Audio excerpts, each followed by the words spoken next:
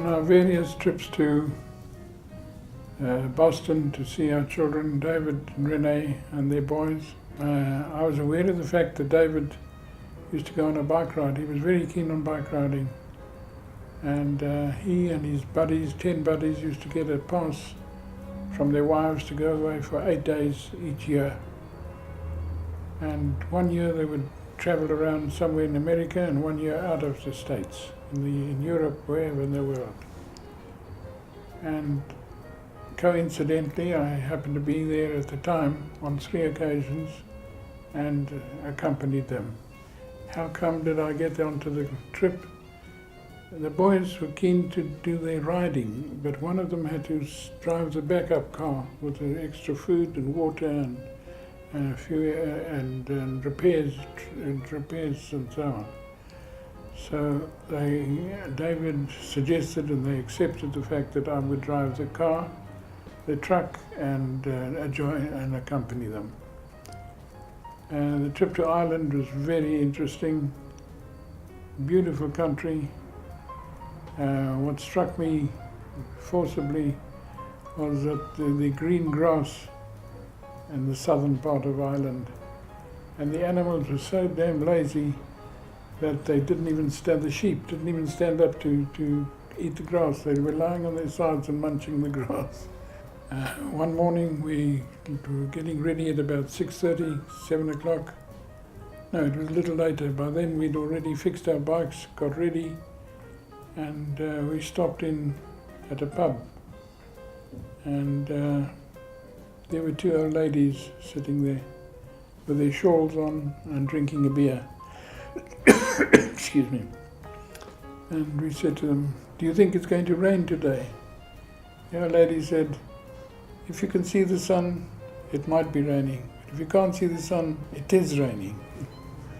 When you go around what we call a circle, here they call it a rotary, I sometimes, not every time, found myself on the wrong side of the road. And I would see the people in the cars coming towards me, jumping up and down, and wondering what to do. In the meantime, I was on the wrong side of the road and going straight for them. While I was in Middelburg, 9 guys and myself were invited to form a new Rotary Club in Middelburg. Before many weeks were over, we were told of an incident that occurred some 14, 15 miles out of town. A tornado had struck an African settlement and ravaged it to the ground. I contacted some of the guys and we raised money, food, blankets, and some toys from the community. And we went out to this place and we found the people who needed it, whose homes were completely destroyed with clothes and everything lying all over the place. And when I saw the joy and laughter of these little children who had received their first toy in their lives probably, despite the terrible tragedy,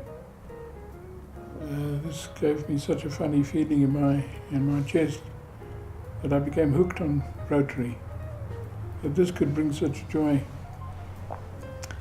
And I realized then that with good intentions and a little bit of hard work, one can do a tremendous amount of work. And you and your wife were members for many, many, many years together?